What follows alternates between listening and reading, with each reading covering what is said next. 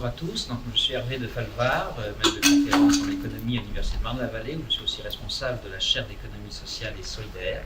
Et je remercie les organisateurs de m'avoir invité à ce titre pour l'animation de cette table ronde qui va donc nous réunir pendant 2 heures avec les règles suivantes que je vous propose.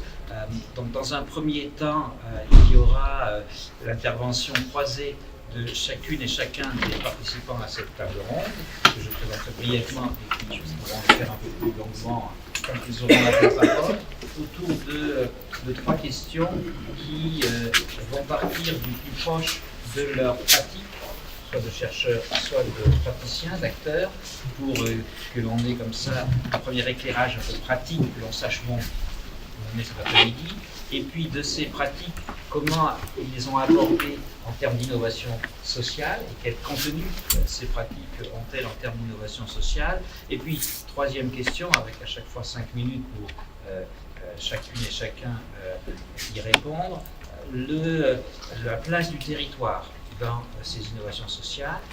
Et je dois dire, pour faire le pont avec ce matin, que j'ai été très agréablement surpris par la dernière slide de Patrick Coquet, donc de Cap Digital, puisque dans les 3 grands défis qu'il a avancés pour demain en ce qui concerne ce pôle de compétitivité Cap Digital, 2 de ces grands défis renvoyés à notre table ronde de cet après-midi, avec d'un côté le territoire et puis le bien commun, l'utilité sociale comme gouvernail pour l'innovation.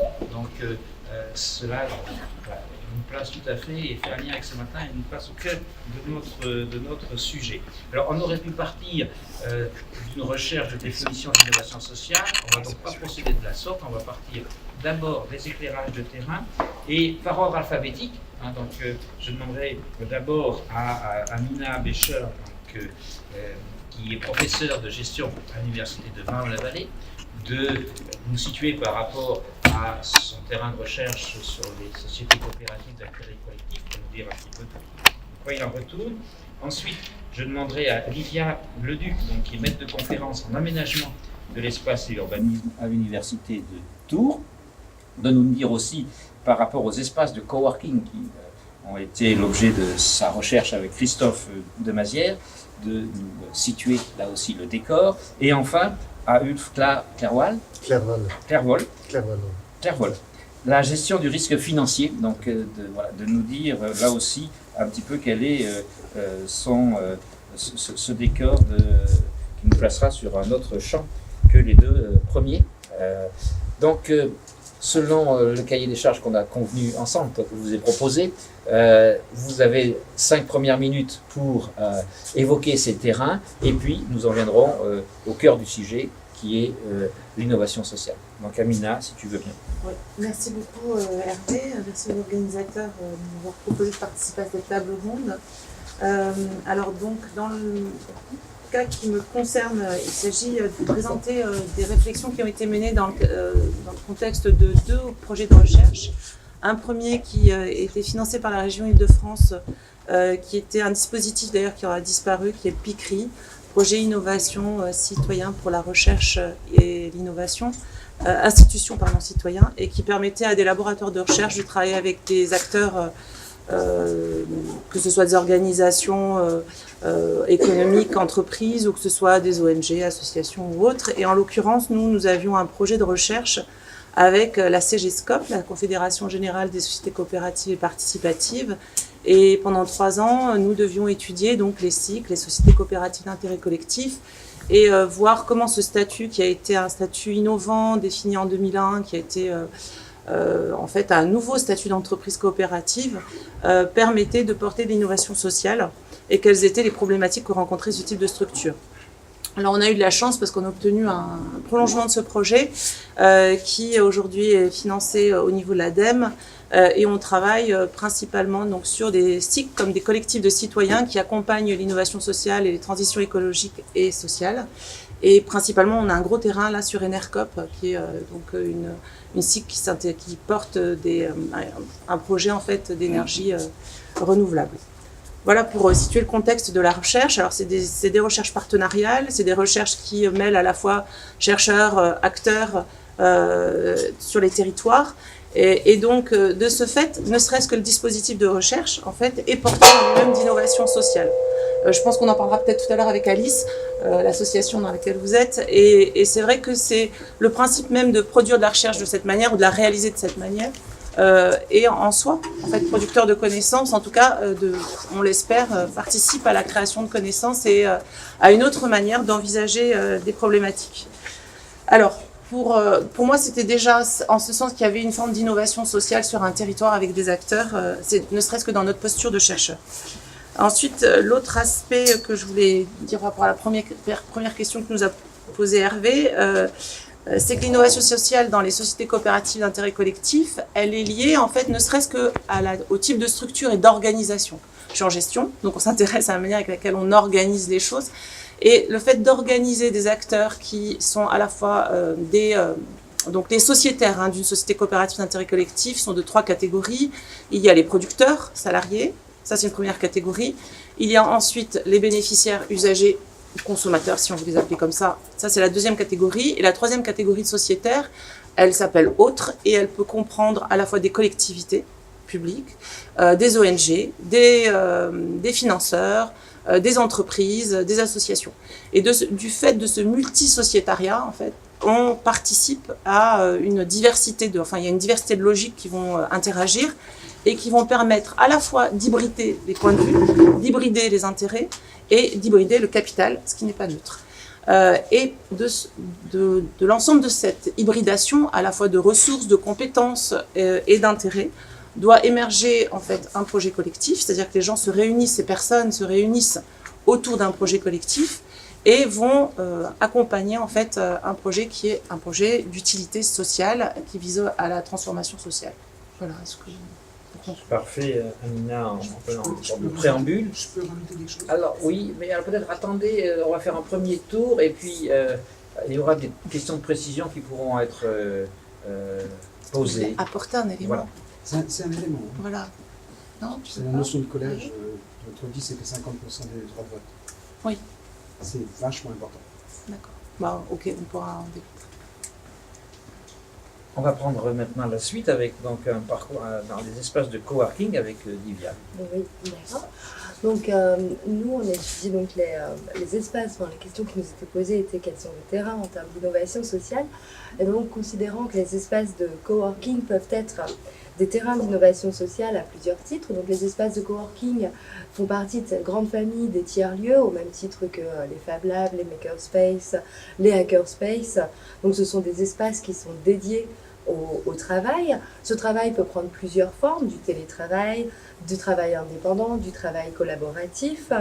C'est un phénomène aussi d'ampleur croissante, c'est pour ça qu'on a commencé aussi à s'y intéresser, puisque on a été passé en gros de 15 000, on est à 15 500 espaces de coworking dans le monde, dont 1200 à peu près en France, et qui concernent de plus en plus de travailleurs sous ces diverses formes, et des espaces de coworking qui ont aussi plusieurs formes, donc qui peuvent être des rez-de-chaussée commerciaux, qui peuvent être des étages dans des immeubles de bureaux, qui peuvent prendre aussi la forme d'espaces de travail dans les gares, dans des bibliothèques, dans des espaces publics ou des espaces dédiés au public en tout cas, ou être parfois des bâtiments de plusieurs étages.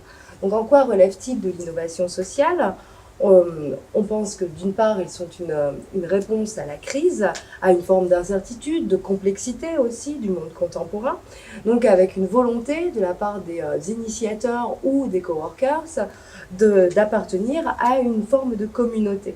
Il y a aussi donc là-dessous une initiative qui est très largement citoyenne, avec des entrepreneurs sociaux qui s'inscrivent soit dans des dynamiques marchandes, soit dans des dynamiques plutôt d'économie sociale et solidaire. On a là aussi quelque chose qui s'apparenterait à une dynamique un peu transitionnelle, donc de transition avec des nouvelles formes de travail liées notamment à l'économie numérique et à l'économie collaborative.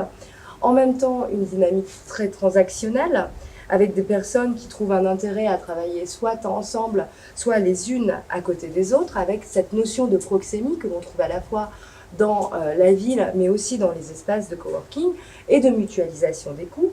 Et enfin, donc dernier aspect qui relève un peu de l'innovation, qui relève de l'innovation sociale, c'est une pluralité grandissante d'acteurs et de parties prenantes qui sont issus à la fois de la société civile, mais aussi de la sphère politique, de l'administration publique et de la recherche, et en fait qui concourent à ce bricolage social autour en fait des espaces de coworking qui font écho à cette nécessité du changement.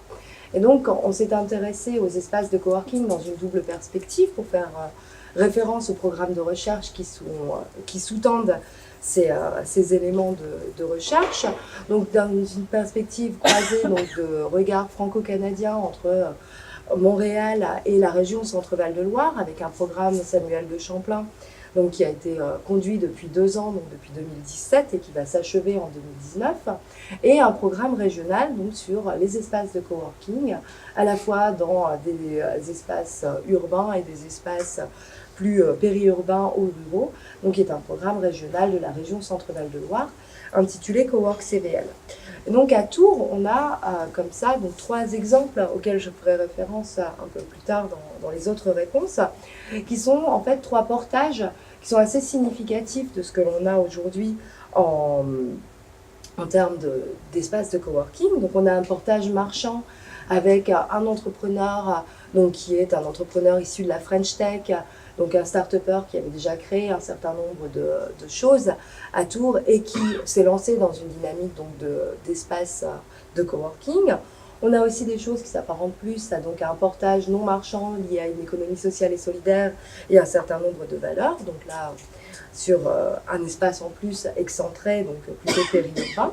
Et puis une dynamique publique aussi qui soutient finalement cette innovation sociale à travers donc un portage plutôt métropolitain, donc dans le cadre de la métropole institutionnelle de Tours.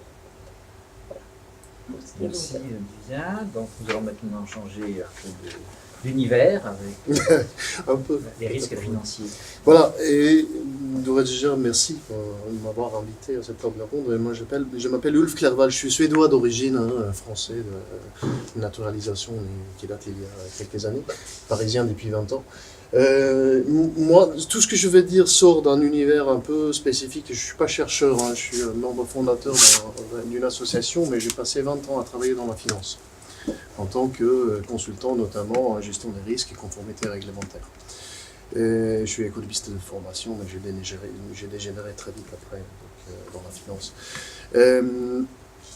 La problématique centrale pour nous au sein de l'ALIS aujourd'hui, c'est qu'on se pose une question de comment est-ce qu'on met l'innovation financière au service de l'innovation sociale. C'est un des thématiques qu'on traite très, très centralement aujourd'hui. Pourquoi on se pose cette question? Parce que si on regarde au niveau macroéconomique, au niveau de l'échelle de la France ou de l'Europe, tout ce qu'on veut, on se rend compte très vite qu'il y a énormément de ressources financières disponibles qui sont investies sur des supports, sur des sous-jacents qui ne sont pas forcément productifs, qui sont parfois fortement spéculatifs, etc. Et que de l'autre côté, on a un besoin de capital criant. C'est une partie de ce problème est de temps en temps adressée sur la problématique de Twin Peaks.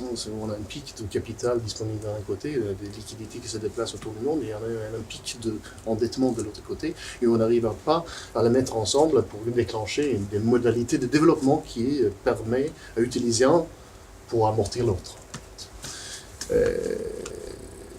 Donc cette question centrale se décline en plusieurs pans d'instruction, plusieurs pans de réflexion, etc. La première, c'est celle de comment est-ce qu'on arrive à financer mieux l'innovation sociale sans pour autant le financiariser. Qu'est-ce que j'entends par là? C'est de dire les capitaux qu'on voudrait faire rentrer en jeu sont des capitaux privés. C'est de liquidité, disponibilité privée qui sont souvent attachés à des cadres réglementaires spécifiques et à des contraintes réglementaires spécifiques et à des objectifs de rendement de capital aussi spécifiques et élevés de temps en temps, très élevés, assez court-termiste aussi. Ce qui est quelque chose qui est très important parce que dans l'innovation sociale, on voit que l'engagement est plutôt de plus long terme que juste placer l'argent sur une obligation et rentrer, sortir d'un marché, etc., comme on veut. Voilà. Il n'y a pas de liquidité du placement suffisant et ça entraîne un certain nombre de contraintes pour les gens qui sont financés mais ces capitaux à disponibilité. Donc, ce qu'on voudrait arriver à faire, c'est de structurer une gestion qui fait qu'on peut engager les capitaux privés au-delà du mécénat. C'est ça qui est important. Parce qu'aujourd'hui, ça se finance plus par le mécénat. Pourquoi? Parce que c'est risqué. Justement, un mécénat, un don, ça donne lieu à une possibilité, effectivement, que des projets peuvent échouer. BPI France finance sur un fonds de garantie de l'État, effectivement, et on peut faire faillite dans un projet, etc., qui est absolument garanti par l'État derrière. Dans l'optique financière, beaucoup des projets d'innovation sociale sont risqués dans ce sens. C'est-à-dire, comment est-ce qu'on arrive à mutualiser ce risque?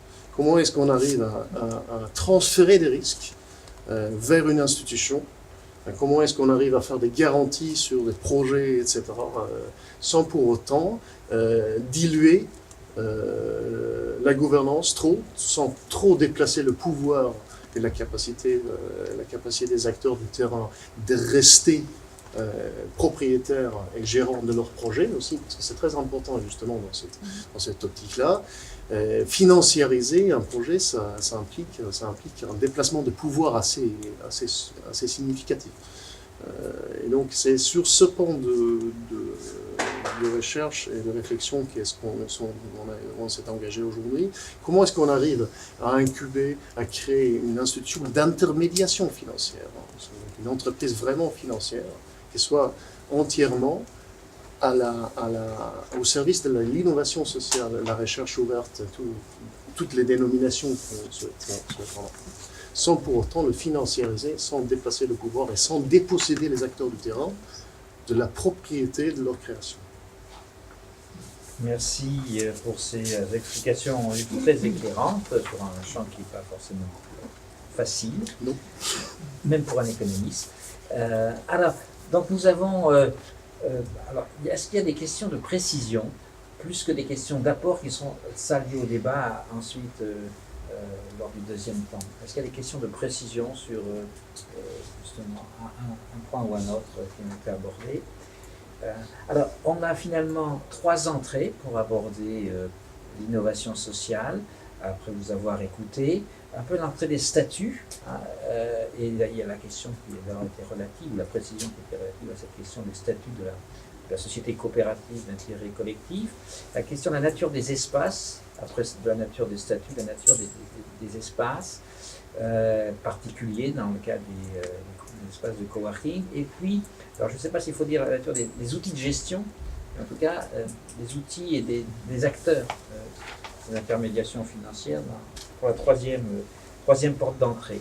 Alors comment, avec ces portes d'entrée-là, vous avez abordé, là, de manière plus spécifique, la nature de l'innovation sociale dans vos recherches ou dans vos démarches d'acteurs, en termes de contenu, en termes de finalité, en termes et aussi d'impact. Donc voilà, quels sont un peu le portrait de l'innovation sociale et avec ce portrait peut-être des points complémentaires ou au contraire des points d'opposition, puisque l'innovation sociale est un objet qui fait l'objet de débats. On n'est pas tous d'accord sur la définition de l'innovation sociale. Et donc, à travers maintenant vos avancées à partir de vos objets respectifs pour dégager ce portrait d'innovation sociale, peut-être il y aura matière à débat. Puis après, on recommence avec le même ordre. Amina. Très bien. Alors, de notre point de vue, l'innovation sociale, c'est quelque chose qui n'est pas, qui n'est pas défini par des critères figés. C'est plutôt un processus qui est un processus de transformation. Donc c'est peut-être la difficulté après que vont rencontrer les financiers quand ils veulent catégoriser. Donc ce qu'on a pu observer, c'est que quand au départ il y a un projet d'innovation sociale, je vais vous donner un exemple qui a priori comme ça semble un peu surprenant. C'est Atlas, c'est une école de musique actuelle dans Paris, qui était une association qui portait déjà une innovation sociale, qui était de penser l'enseignement de la musique différemment. Donc rendre accessible l'enseignement de la musique à des personnes qui ne sont pas forcément des experts en musique. Entre guillemets, dire que dans les conservatoires, on vise plutôt à conserver un savoir-faire plutôt qu'à développer un savoir, même s'il y a quand même une visée de développement, mais ils étaient partis de ce point de vue-là. De dire que finalement, on conservait un patrimoine musical et on ne visait pas à être plutôt dans l'éducation musicale. Pas une éducation populaire, parce qu'ils n'étaient pas tout à fait dans ce principe-là, mais quand même une éducation aux musiques contemporaines. C'est dans ce sens, c'est social, puisque c'est un autre regard que l'on porte sur une activité sociale, l'enseignement de la musique. C'est un regard différent qu'on le porte sur ce type d'activité, et l'on veut transformer la manière d'organiser en fait l'enseignement de cette activité. Et donc, le principe, c'était de dire, on ne va pas enseigner par l'enseignement classique qui était de partir en fait du solfège, donc du savoir expert, pour aller vers pour que les profanes deviennent experts. Le principe était de dire que même les profanes peuvent faire de la musique. Le savoir profane a autant de valeur en termes de production créative et de musique.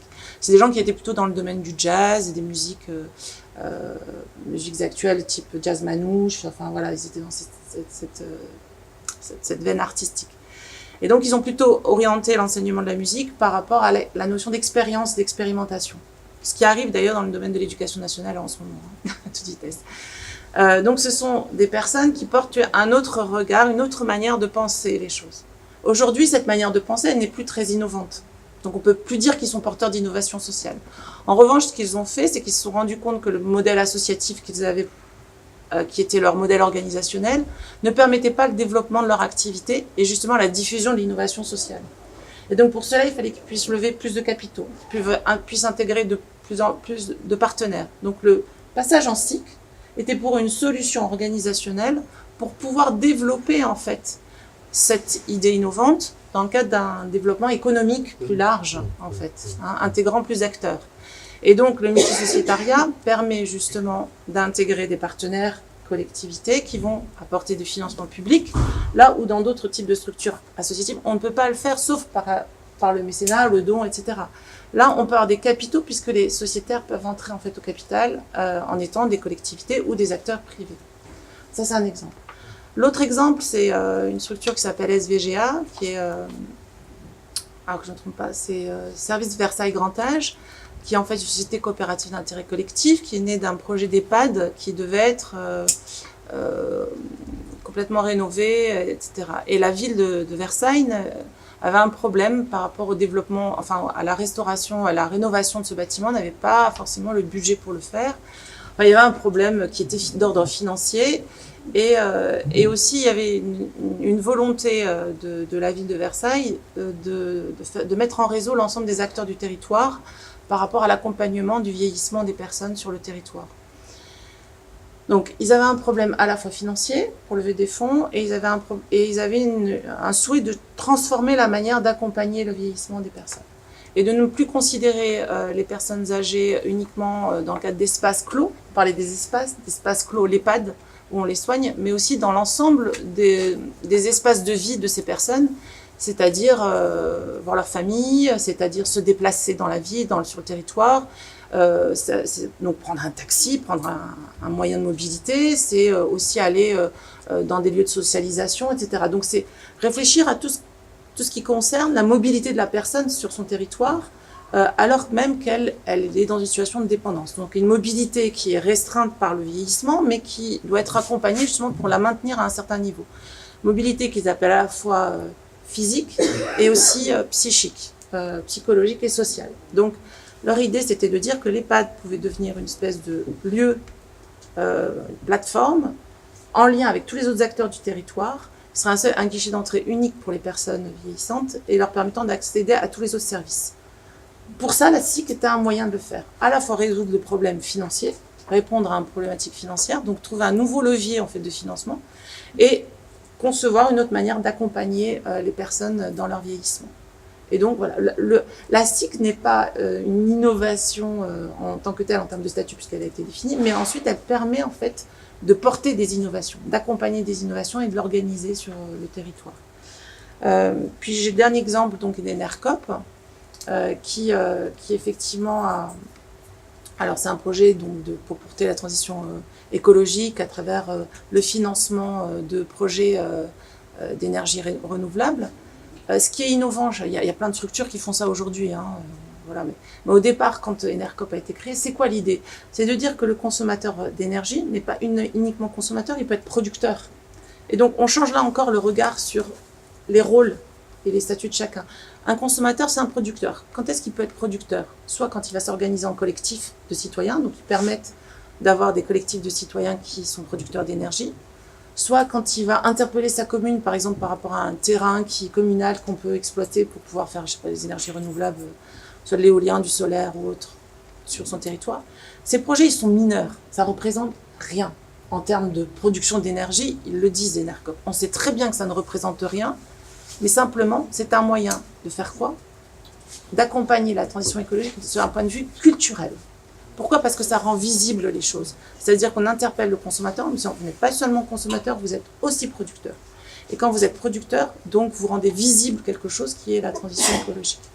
Et le fait d'être en SIC, ça permet justement à ces acteurs de s'approprier cette question de la transition écologique. Et pour moi, c'est une forme de démocratie en marché qu'on met en œuvre, hein, qu'on essaie de mettre en œuvre, qui peut donc accompagner à un niveau plus large l'innovation sociale. Donc là, ça serait plus un changement culturel qu'on accompagne à travers ce type d'organisation. Voilà. Merci Amina pour cet éclairage sur comment la SIC prend forme, répond à finalement un écosystème ou un processus d'innovation sociale dont elle n'est pas forcément le départ, hein, oui. le point de départ. Donc maintenant, la même question à pour Lilia. les espaces de coworking.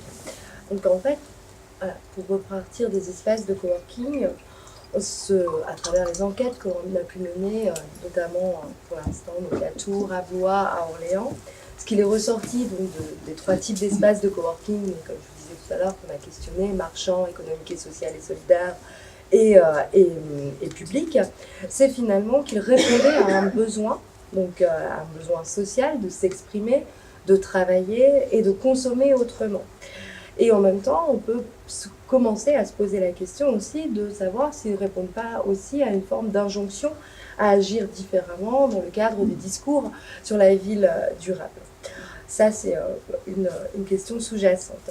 De ce fait, l'hypothèse que l'on a posée, c'est que certainement, c'est l'innovation sociale qui est portée par les espaces de coworking proviendrait d'une forme de co-création, de coproduction, de co-construction finalement des territoires dans le cadre d'une économie qui se pluralise.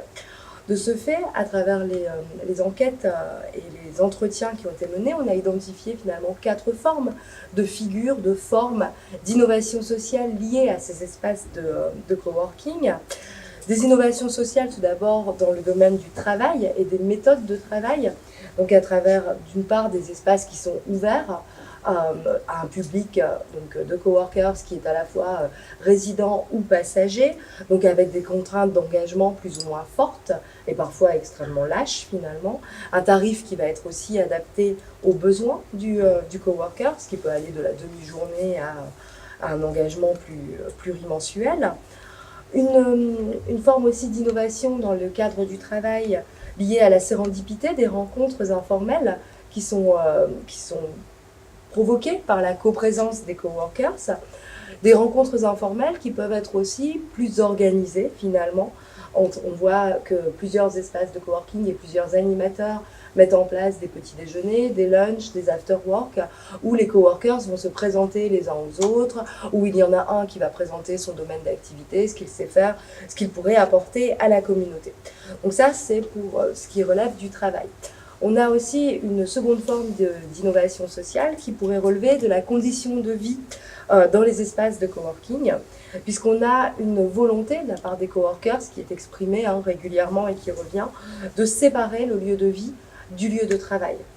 Donc de séparer la vie privée de la vie professionnelle, de trouver un lieu en fait dédié réellement au travail. Donc c'est une demande sociale qui est plus ou moins bien identifiée, mais qui est présente. Une troisième forme d'innovation sociale liée aux espaces de coworking vient de l'innovation organisationnelle. Des espaces, on pourrait s'apparenter à une forme d'innovation organisationnelle qui est liée au design des espaces intérieurs de coworking. On a un partage des espaces, donc des espaces communs qui sont partagés, comme la cuisine par exemple, ou des espaces de détente qui vont être partagés, des salles de réunion aussi.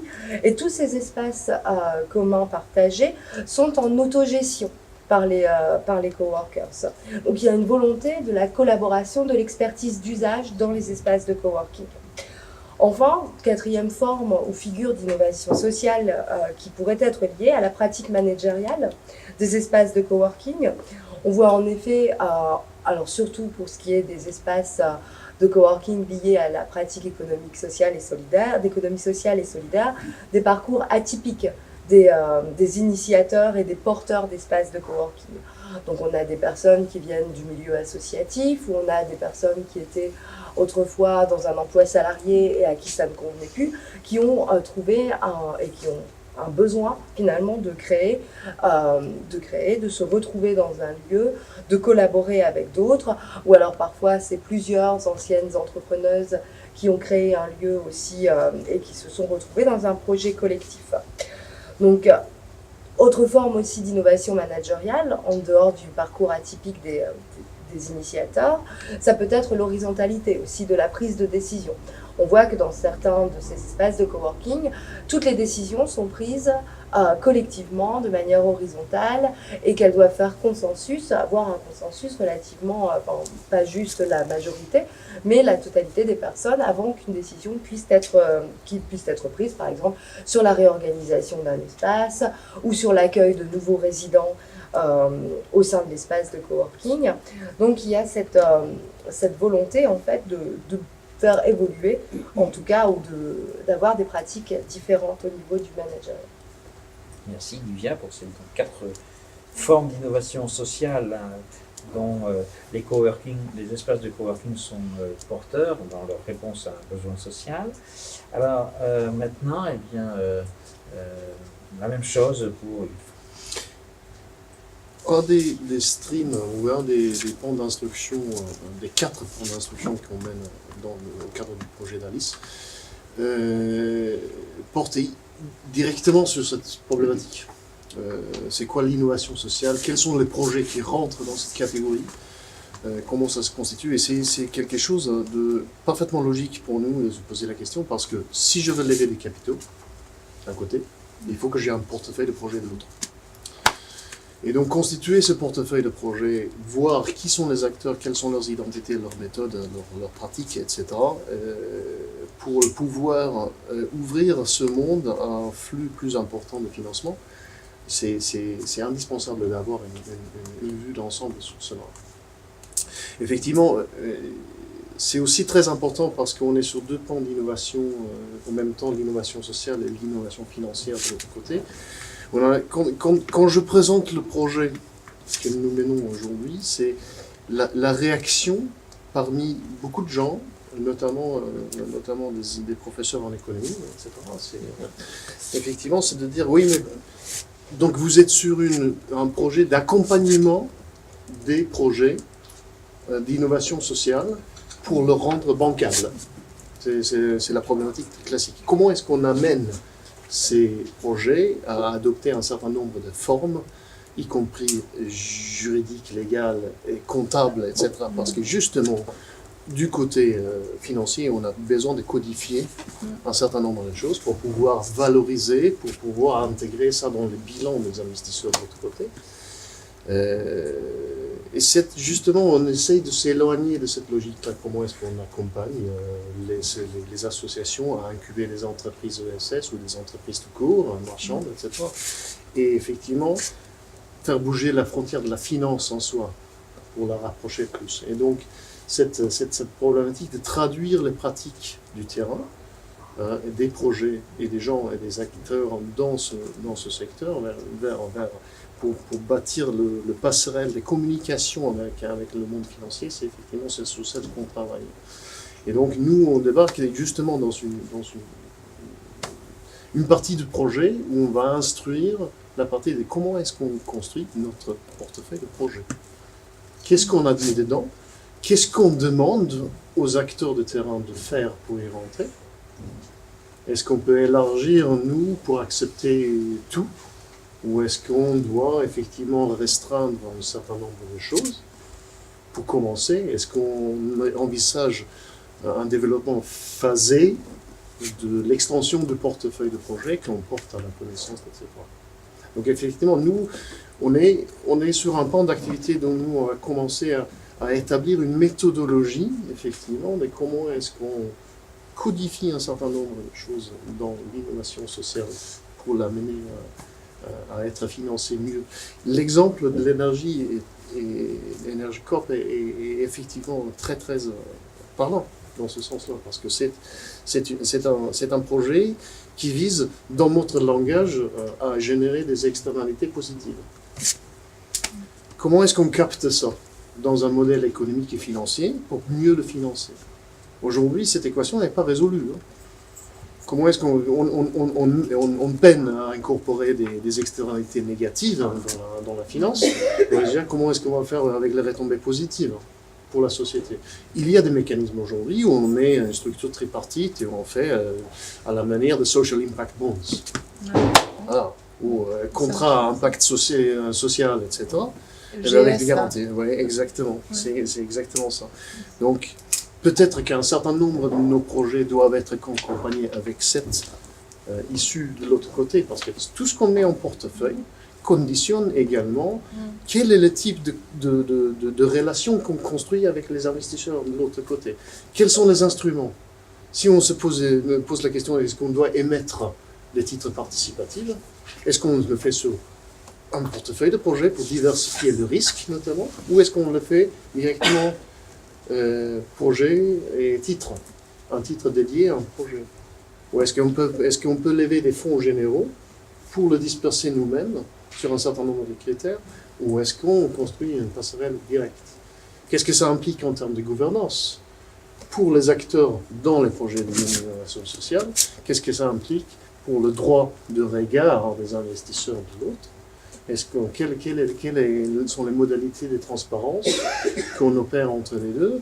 Et en fonction de ce niveau de transparence, quel est le travail nécessaire à faire avec les acteurs de terrain pour bien transmettre leurs attentes et leurs expériences, leurs méthodes de travail, etc., pour une meilleure compréhension de l'autre côté. Donc effectivement, nous, je ne peux pas dire, pour nous, l'innovation sociale, c'est ça. C'est plus vaste que ça. On est en train de dire quelles sont les formes d'innovation sociale qu'on doit intégrer au portefeuille de projet qu'on souhaite financer de l'autre côté. Merci Ulf pour cet exercice, donc pas facile, d'une innovation sociale à 2 étages, c'est-à-dire les projets d'innovation sociale qu'on finance, et puis pour pouvoir financer ces projets sans les faire tomber du côté de leur financiarisation, des innovations sociales financières. Oui. Mais, pour ça, pour moi, les structures de l'ESS, elles sont assez innovantes, quand même, avec les foncières. Je pensais à Terre de Liens, par exemple, ils ont une foncière. Ils combinent, en fait, plein de choses, mais c'est pas forcément le... En fait, c'est un autre schéma que le schéma financier classique pour lever des capitaux qu'on va rentabiliser. Là, ils cherchent pas à rentabiliser leurs capitaux, ils laissent tomber la rentabilité. Donc, la question, c'est que je pense que c'est pas possible si on cherche la rentabilité des capitaux. Enfin bon, c'est un autre sujet. C'est un autre sujet. Mais c'est important. La quatrième question. Pardon, j'arrivais à la quatrième. C'était la question de Bercy directement, mais quel est le taux de rendement sur investissement que vous envisagez? Est-ce qu'il y a des questions? Oui. C'est externe. Et je trouve ça très intéressant. Je m'appelle Christelle Lisan, je viens de l'Université de Sherbrooke au Québec et je préside une coopérative, notamment dans le cadre de mes fonctions d'enseignante-chercheur. Et dans ce cadre-là, la question de la rentabilisation, donc on a une coopérative qui se veut une forme d'innovation sociale au sein de l'université, qui donc endosse une partie pour qu'on puisse avoir du financement, mais qui s'attend néanmoins à ce que, sans faire de plus-value, on soit tout de même rentable minimalement. Et là, on se retrouve pris entre, d'une part, les utilisateurs, qui eux s'attendent à ce qu'avoir une coopérative soit justement différent d'un établissement privé, et des personnes qui nous ont prêté de l'argent et qui s'attendent à comment on peut trouver notre espace dans cette tension au sein de laquelle il me semble qu'on est pris malgré nous. Moi, je peux. Moi, j'ai juste une question, c'est qu'est-ce qu'on entend par rentable? Est-ce que ça veut dire quoi? Ça veut dire quoi? C'est rentable, ça veut dire à l'équilibre et avoir quand même du... nécessairement de plus-value. Et on s'attend néanmoins, par exemple, à ce qu'on donne les souhaits de la communauté étudiante. Oui, pour réinvestir dans la... Après, il faut réinvestir même dans la maintenance des bâtiments, que sais-je. De 800 000 $. C'est normal. Normal. Donc, on se retrouve pris on dans quelque s'autofinance chose qui est d'un équilibre difficile à maintenir. Entre des visées sociales et des principes coopératifs d'une part, et une forme de pression financière et de l'établissement. Mais c'est là que pour moi, c'est la manière avec laquelle on organise ça. On parlait tout à l'heure de gouvernance. À partir du moment où les acteurs sont bien au courant les uns les autres des enjeux et des problématiques rencontrées, il va y avoir une discussion qui va s'opérer et concertation avec des règles quand même de gouvernance qui permettent après d'obtenir une décision commune. Toute la difficulté, elle est... c'est le principe dans les coopératives, l'intérêt, c'est quand même l'égalité, une voix, un homme égale une voix. Bon, après, c'est pas tout à fait ça, concrètement, quand on regarde dans les détails. Mais c'est le principe d'égalité de traitement, c'est-à-dire les individus et le sentiment qu'ils sont pris en considération par rapport à ce qu'ils apportent comme connaissance. Il n'y a pas une connaissance supérieure à l'autre. Le problème dans les sociétés de capitaux, c'est qu'il y a des acteurs dominants, en fait. C'est une problématique de domination qui peut poser problème. En fait, il ne faut pas réduire la question de la rentabilité à un cash flow. Oui, c'est ça. Aujourd'hui, on est dans le monde financier. La valorisation d'un titre financier, c'est la valeur nette présente des cash flows futurs. Du coup. C'est cette notion-là qu'il va falloir complémenter et un peu à la marge dissoudre aussi pour arriver à résoudre cette équation. Mais il y a quand même, on demande beaucoup du secteur financier en termes d'ouverture d'esprit en ce moment. Il faut incorporer des externalités, il faut verdir le système financier, il faut faire plein de choses. La question, c'est qu'on a de la résistance au sein de ce secteur en disant que finalement, ce que je veux, c'est une bonne rentabilité. On voit ça même chez les particuliers en général. Oui, je veux bien que les placements de mon compte pension soient le plus vert possible, mais d'abord, je veux une bonne pension. C'est ça. Donc cette rentabilité court terme, elle prime toujours. Et celle qui est centrée sur le cash flow également. C'est pour ça qu'on rentre dans un cadre de gestion beaucoup plus long terme, je pense. Il faut construire de la gouvernance et des engagements des deux côtés qui soient plus long terme. Et pour ça, justement, la capacité de rentrer dans un dialogue qui soit entre deux silos avec des praxéologies complètement différentes, elle est clé. Elle est clé.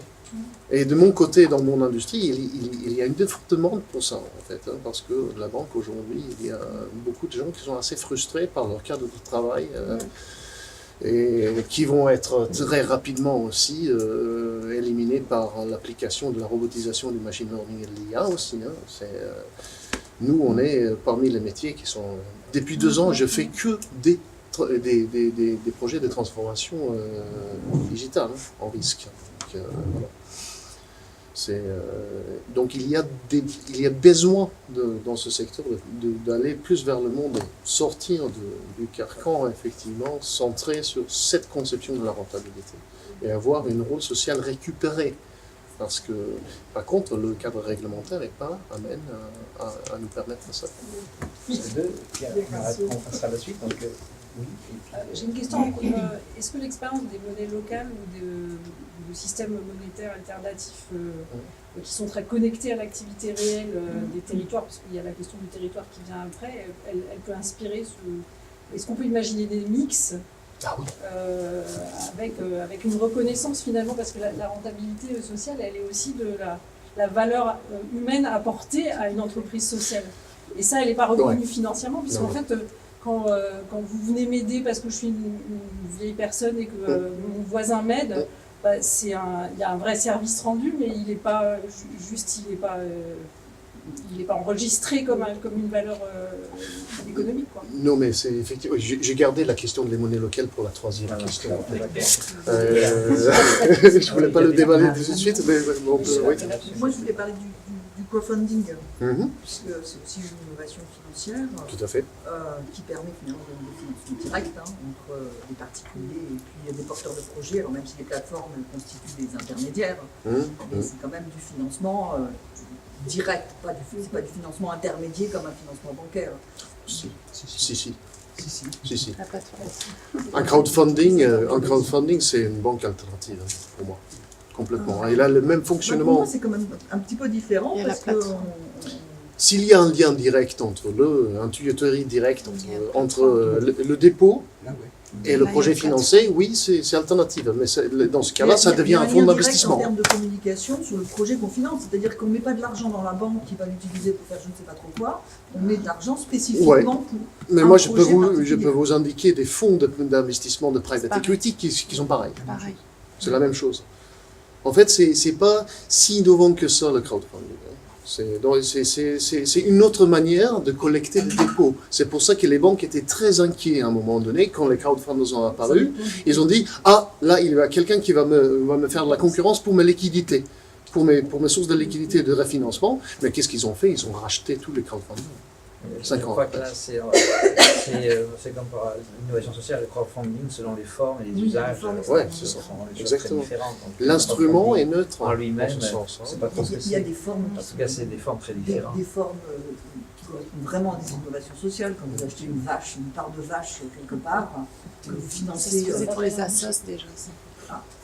Non, c'est pas. Greenpeace l'avait fait pour acheter des bateaux du Rainbow Noir. Vous allez acheter, participer à ce que l'agriculteur puisse acheter un petit peu de terrain. C'est pas comme une banque, désolé, c'est pas la même chose. Si, totalement. J'achète une part d'un support d'investissement qui est capable de générer des fonds propres.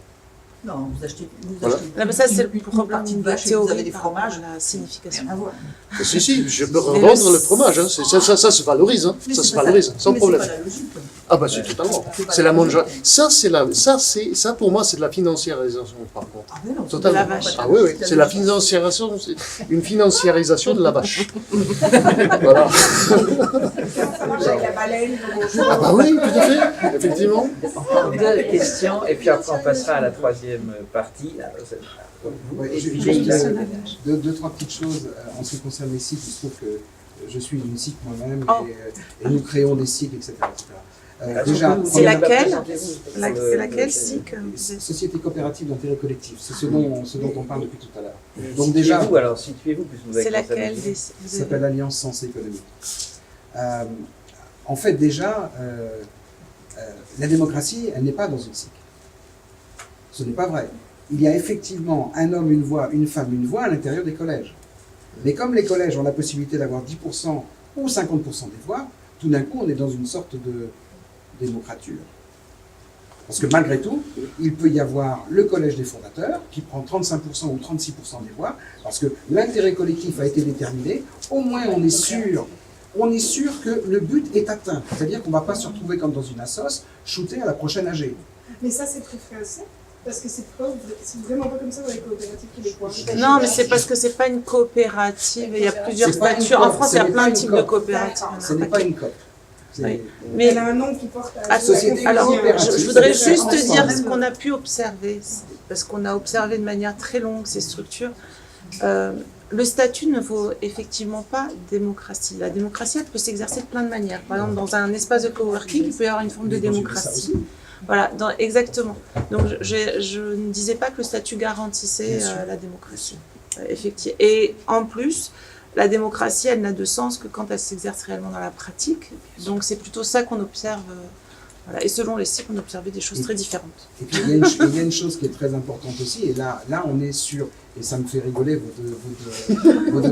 en fin de compte, on est dans de la psychologie pure. C'est-à-dire qu'on est dans l'ESS, les gens disent ESS, pas d'argent. Non, ESS, ça veut dire qu'on ne distribue pas les bénéfices aux actionnaires. Exactement. Donc dans une SIC, on a l'obligation de réinvestir 58% de nos profits. Et il faut absolument que l'ESS soit profitable. C'est le seul moyen d'exister. Les subventions, ça va disparaître. Et je suis désolé, vis-à-vis, si on fait une SIC dans le domaine du tricot pour des vieux ou des vieilles, il faut qu'elle fasse un maximum de bénéfices pour avoir des meilleures aiguilles. Pourquoi les vieux? Dernière intervention. Leïla, puis après on avance. Ça revient très On prend une dernière question, intervention.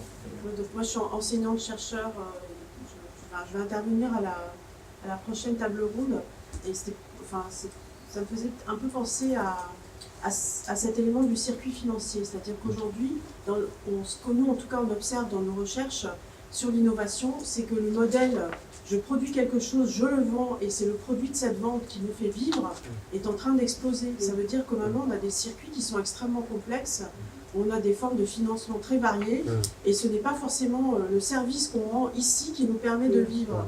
Et du coup, ça complexifie énormément les choses et quelque part, pour moi, ça appelle à un moment donné, il va bien falloir arriver à médiatiser cela parce qu'il y a des services qui sont rendus à la société, aux entreprises, etc., qui ne sont pas rétribués directement. Et la question pour moi, c'est un petit peu comment est-ce qu'on va réussir à faire cette médiation.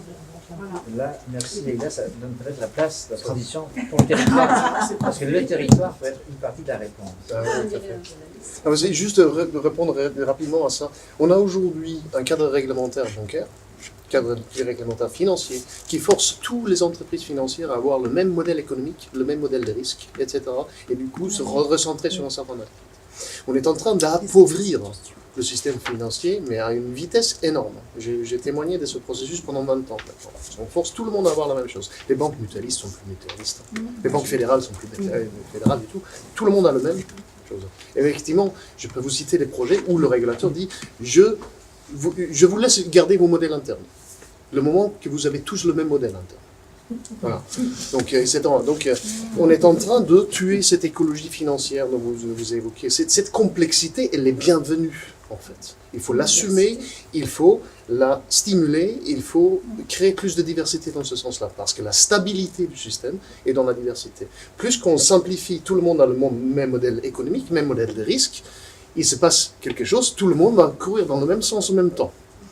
Donc l'ironie, c'est que toute la réglementation financière qui est censée nous donner plus de stabilité, à terme, elle nous donnera plus d'instabilité. En fait. Elle est procyclique, maximale, aujourd'hui. Donc effectivement, je suis absolument d'accord avec vous et ça fait partie de notre projet aussi de pousser cette diversification et dissoudre un peu les Et c'est vrai que là, la finance solidaire, les clubs SIGAL, ne sont pas dans cette uniformisation, uniformité. Ils peuvent arriver à financer justement des projets selon d'autres règles de calcul que ne peuvent pas mettre en place les banques. Ça me fait penser à la thèse de Pascal Théris qui a travaillé sur les fonds d'investissement pour le développement. Et selon les critères retenus, il y a des fonds qui définissent des critères ad hoc en fait. Et qui essayent de s'extraire des normes qui existent dans la finance. Alors jusque-là, on l'a un peu vu apparaître, pas forcément d'ailleurs avec la même portée, le territoire, dans l'expression de vos terrains et de la manière dont vous les avez abordés sous l'angle de l'innovation sociale. Donc maintenant, on va être là, donc le focal sur cette place du territoire qu'il joue dans ces innovations sociales. Et on va repartir avec le même ordre. D'accord. Alors, nous, ce qui ressortait, c'est que les projets de SIC sont quand même... Alors, il y a des projets qui dépassent des territoires, on va dire, géographiques, mais la majorité sont quand même ancrés dans des territoires géographiques. Quand je dis certains dépassent, parce que certains vont porter sur des questionnements qui sont plus par rapport à des territoires, on va dire, sectorielles ou de problématiques éventuellement sociales. Par exemple, l'énergie renouvelable, ça dépasse un territoire géographique, mais après l'organisation de la SIC Enercop, c'est de multiples SIC Enercop qui sont sur l'ensemble du territoire. Donc ils sont implantés en 10. Aujourd'hui, presque, je crois qu'il y a une 11e région qui est en train de... Je ne sais pas si ça y est, elle a été créée. Donc ils sont implantés sur des territoires, même si le territoire de jeu, c'est le secteur de l'énergie. Mais le territoire géographique compte énormément. Pourquoi ? Parce qu'il y a une question de proximité ensuite. Quand on veut faire interagir de multiples catégories d'acteurs par rapport à un projet, il y a la problématique de la proximité. Quand il y a trop de distance, justement pour la prise de décision, ça rend les choses beaucoup plus complexes et difficiles à mener. Et puis ça peut recréer du coup des disparités en termes de rapport de force quand les acteurs ne peuvent pas être en présence. Alors ce qu'on a pu quand même observer, c'est qu'il y a une variation des engagements dans le temps. C'est-à-dire qu'on est vraiment sur du long terme, si on veut que le projet dure, dans le sens où les acteurs s'engagent sur le long terme. Mais durant cet engagement long terme pour porter le projet, on observe qu'il va y avoir des variations dans l'engagement de chacun par rapport à la problématique qui est traitée dans l'organisation. Et donc finalement, il va y avoir certains acteurs du territoire qui vont être prédominants à un certain moment et puis d'autres qui vont être un peu plus en veilleuse. Voilà. Et donc ça, c'est intéressant d'observer en fait sur un plan d'une cartographie des acteurs. Donc quand on analyse ces structures-là, je dirais que ce qui est intéressant, c'est de regarder la cartographie des acteurs sur un territoire et de voir les liens qui se créent, qui s'activent à certains moments pour des prises de décision stratégiques ou de développement ou de financement. Et là, selon les problématiques, on va voir que certains acteurs s'activent plus ou moins. Donc ça, c'est ce qu'on a pu observer.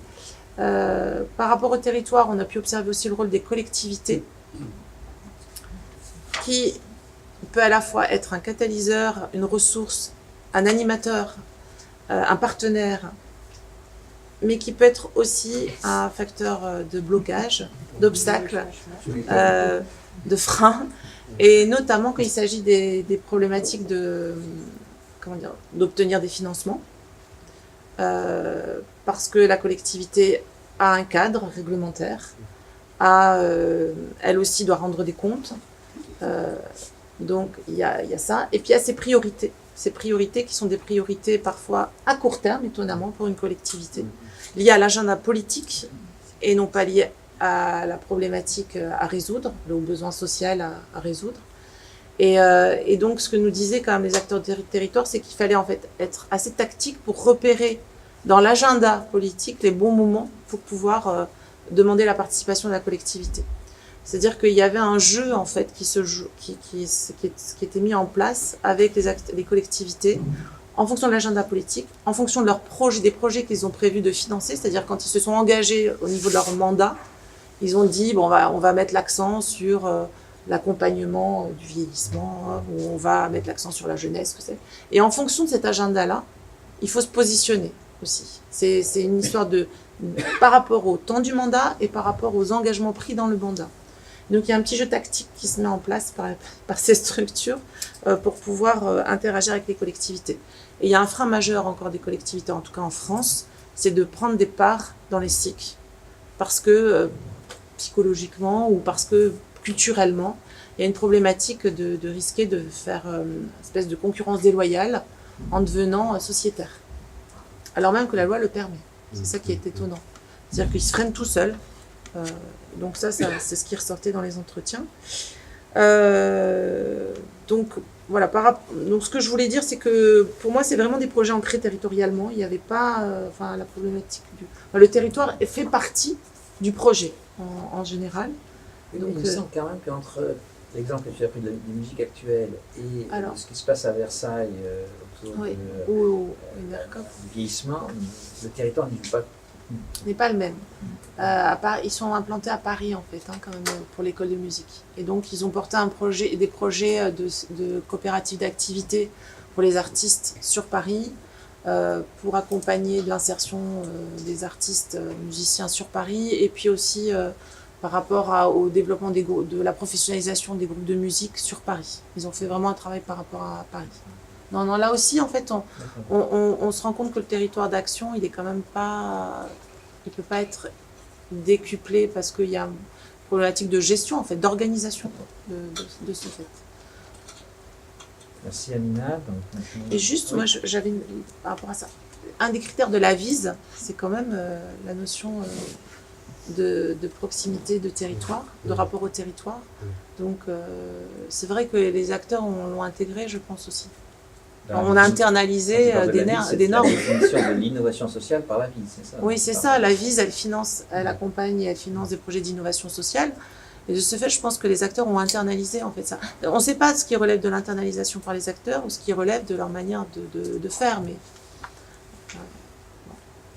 Merci Amina. Donc maintenant à Divya, on va revenir aux espaces de coworking et à Tours peut-être. Oui, à Tours et à Montréal, parce qu'effectivement, en fait, cette question du territoire, en fait, ça a été vraiment central. Bon, alors on est une équipe en urbaniste et aménageur, donc avec cette spécialité disciplinaire à la fois dans la discipline et dans la pratique, donc qui fait que le territoire est vraiment au cœur de la recherche et que la question centrale qu'on s'était posée au départ, c'est finalement est-ce que les espaces de coworking sont porteurs de nouveaux lieux ou de nouveaux milieux, donc au sens géographique, économique du terme, et au niveau études urbaines et au sens études urbaines, des porteurs de nouveaux lieux ou milieux de vie résilients, participatifs, créatifs, actifs pour la ville. Et donc en fait, ça nous a conduit finalement à analyser le territoire à travers plusieurs sous-questions, sous-thématiques ou plusieurs échelles. Le territoire intervient d'abord dans la question de la diffusion spatiale des espaces de coworking, donc localisation et diffusion spatiale. On voit qu'on a une croissance exponentielle de ces espaces de coworking qui au départ sont quand même des espaces qui sont dans des espaces métropolitains hyper connectés, très intégrés, et qui finalement se diffusent de plus en plus dans des villes petites, moyennes, ou même des grandes villes, mais qui sont loin d'être des espaces métropolitains.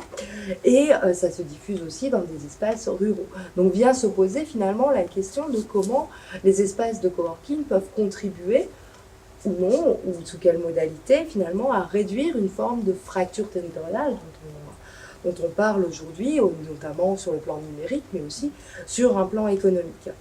La deuxième façon d'aborder le territoire à travers ces espaces et ces tiers-lieux, c'est de savoir finalement en quoi les espaces de coworking sont vecteurs d'une forme de durabilité des territoires et à quelles échelles.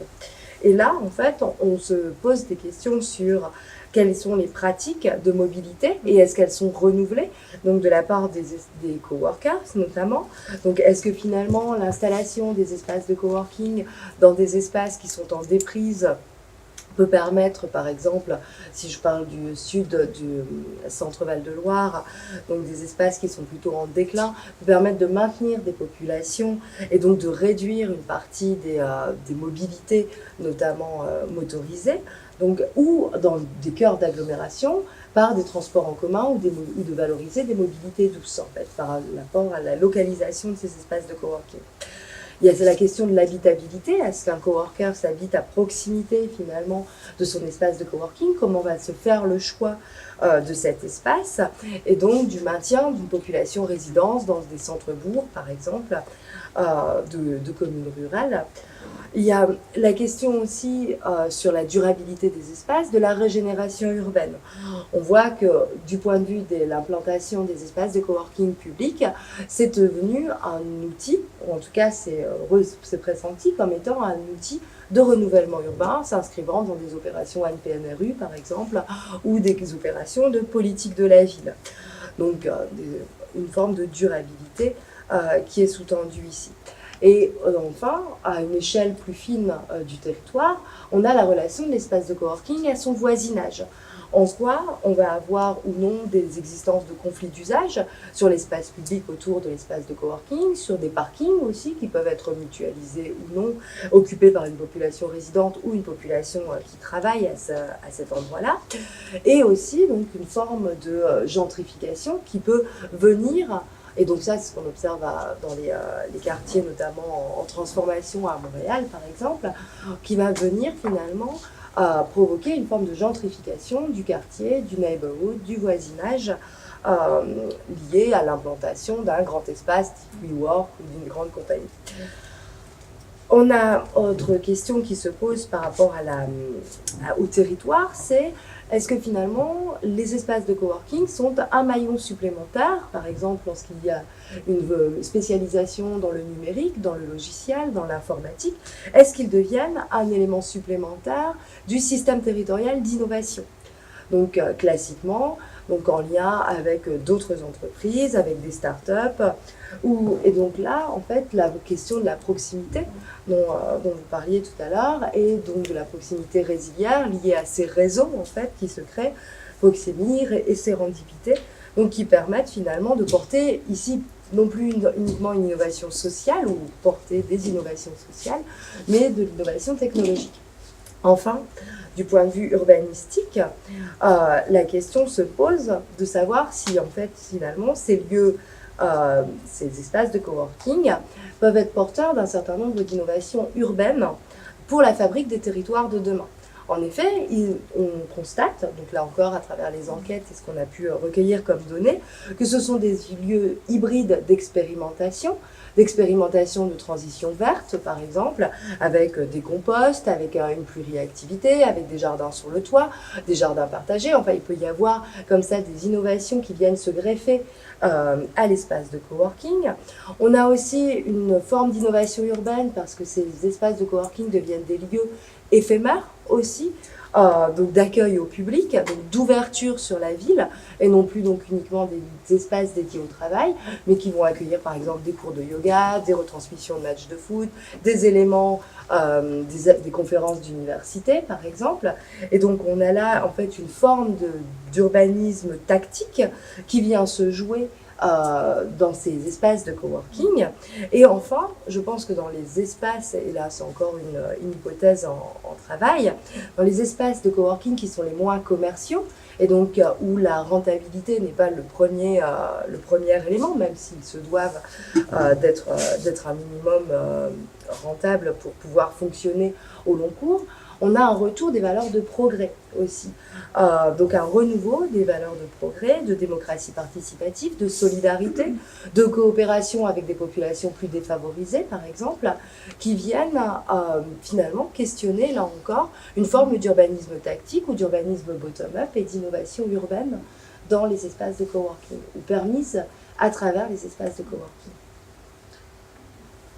Merci pour cette présentation multifacette des aspects du territoire. Et alors, quid du rôle des collectivités territoriales dans les espaces de coworking? On l'a un peu évoqué tout à l'heure. Mais... Alors, ça, c'est une question que je laissais en fait pour la quatrième, les pistes pour le débat, parce qu'effectivement, c'est le rôle des politiques publiques. On ne pas répété avant, on va dire. Le rôle des politiques publiques va être, à mon avis, une piste à effectivement explorer, tout comme celui du chercheur. J'y reviendrai en dernière partie. Alors nous allons maintenant peut-être vers la monnaie locale, entre autres. Oui, entre autres. Et en fait, quand j'ai vu cette question de territorialité se poser, je me suis tout de suite rappelé des publicités bancaires qui ont circulé en France depuis un certain temps en disant que ce que vous déposez dans votre banque ici est investi dans la localité. Parce que là, votre argent reste ici. Donc déjà, c'est pas vrai. Ah bon? Et c'est pas vrai parce que c'est une manière très réductrice de voir la banque comme une sorte de tuyauterie où il y a un euro qui rentre et un euro qui sort et qui ignore complètement la création monétaire qui a été déléguée par la Banque centrale aux banques commerciales. Et une délégation qui se remplissent très, très mal, en fait, selon moi. Et l'autre côté, ce serait très dommage si c'était vrai, en plus. Parce que ça voudrait dire que des comptes à vue excédentaires en Hauts-de-Seine ne pourraient pas financer des entreprises en Bouches-du-Rhône. Ça voudrait dire ça, en fait. Et donc la mobilité du capital dans l'espace économique sera restreinte par cette pratique-là, par les banques. Et c'est pas vrai, effectivement. Ça repose sur une idée que la banque est une sorte de tuyauterie qui transporte l'argent. C'est pas vrai. Parce que ça, ce qui est déposé, ça reste à côté, et c'est une construction bilancielle, en fait, qui fait qu'il y a des financements de l'autre côté. Comptable, c'est une relation comptable. C'est pas une relation de tuyauterie. Donc on ne peut pas tracer un euro d'un côté et dire que cet euro est investi là, dans l'autre côté. C'est impossible. Il faut juste oublier. Il y a des gens dans la finance verte qui expérimentent avec des idées pareilles, mais c'est des idées complètement farfelues, dans ce sens-là. La finance et la territorialité sont intimement liées. Pas seulement dans le sens de la proximité, qui est une variable clé pour nous dans le projet aussi, mais c'est de l'égalité territoriale. Parce que la finance est capable de créer des déserts financiers. Effectivement, si on retire la liquidité d'un territoire, si on retire si on clôture les implantations bancaires, etc., ce territoire est en mauvaise posture. J'ai fait mes premières recherches il y a 25 ans sur ce type d'exclusion financière spatiale en Angleterre. Hein. C'est quelque chose qui a été très très marqué en fait dans les raffineries chérites d'abandon de certains nombres de territoires. Et justement, c'est cette critère-là de réinclusion des territoires via ce projet-là qui est extrêmement important. Et là, c'est là justement où on revient à la question de la rentabilité et des monnaies locales. Parce que quand on veut dissoudre l'idée de la rentabilité pure, etc., donc il faut commencer à expérimenter dans quelle unité est-ce que je valorise le projet. C'est en toute évidence, hein, les monnaies locales peuvent jouer un rôle assez important, notamment pour réinsuffler de la liquidité dans des territoires qui sont marginalisés, on va dire, et commencer à valoriser des projets dans ce type d'unité de compte. Hein. C'est la fonction de base de la monnaie, hein. Effectivement, c'est un stock de valeur, hein, donc ça joue un rôle dans la valorisation des projets. Effectivement. Rien n'empêche de valoriser, avoir un complément de valorisation d'un projet dans une monnaie locale couplée à une devise, une monnaie nationale ou européenne, couplée, etc. Déterminer le cours de change entre les deux, si c'est fixe, c'est flottant, c'est baqué un par un. Faut voir, hein. C'est effectivement tous les alternatives sont à explorer dans ce sens-là. Effectivement. La monnaie locale, c'est pour moi la première piste de réflexion de comment est-ce qu'on arrive à avoir des modèles de valorisation de projets qui sont un peu plus inclusifs que juste exclusivement basés dans une comptabilité euro. C'est cette partie-là qui est effectivement. Il y a des projets qui existent hein, dans les pays du Sud. Sans d'autres problématiques parfois plus urgentes que les nôtres. Absolument. Et il y a des structures, enfin sur des territoires où ils se sont organisés par rapport à des problématiques de santé, d'éducation, alimentaire. Et je peux les retrouver. Il y a plein de travaux sur l'économie sociale et solidaire. Le Léman qui est en plus international. Ouais. Donc il y a quand même des projets régionaux de monnaie régionale où on est payé d'un certain, en fait on échange des euros pour des locales et on peut l'utiliser uniquement pour des produits ou en tous les cas qui sont régionaux. Ça existe même à l'échelle d'une collectivité. Oui, en Suisse, il y a des monnaies locales qui circulent depuis très très longtemps. Uniquement pour des PME locales. Oui, c'est exactement ça. En France, les 20 monnaies locales qu'on a en France, elles sont indexées sur l'euro et on peut les échanger qu'à 1 pour 1 oui, tout à fait. en euros. À part, effectivement, je crois qu'il y a une marge de 5%, on peut avoir 21, je sais pas, moi je pense au grain, le Havre, c'est le grain, alors 21 grains pour 20 euros. Mais c'est la seule chose, c'est indexé et c'est, du coup je sais pas ce que ça veut dire par rapport à flottant ou... voilà, c'est pour ça que j'aurais une question un peu. Oui, en fait, ce que l'autorité publique souhaite éviter, c'est la création monétaire sauvage, soi-disant sauvage. Là, il y en a une à 5%. Voilà, non, mais si je crée une monnaie locale qui n'est pas ancrée à un euro baqué par quelque chose d'autre, en fait, je me pose en tant qu'autorité monétaire. Hein. Et ça.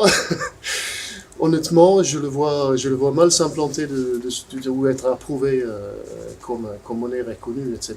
Sauf si cette monnaie locale soit backée par une valeur en soi, directe. Donc je peux, en fait, les monnaies locales, si le fonds de garantie raison, parce que ça c'est le Pays Basque, je pense, qui a ce système, est alimenté par des euros, je peux faire de la création monétaire de l'autre côté. Hein. Je mets un euro dans le fonds de garantie pour la monnaie locale, je peux émettre je ne sais pas, je ne me rappelle plus du nom. Oui, exactement, de l'autre côté. Donc, mais c'est uniquement par c'est une sorte d'étalon d'or en réalité.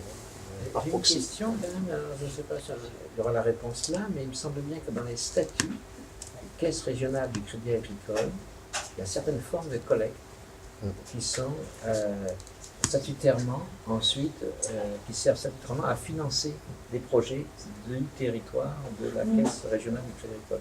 Chaque caisse respecte cette... Ça va être marqué en tout petit. Non, mais c'est dans les statuts. Alors, c'est pas CASA, hein, mais c'est les caisses régionales. C'est les caisses régionales. Ils ont ça dans leur statut. Oui, je sais, mais c'est très petit par rapport au bilan global.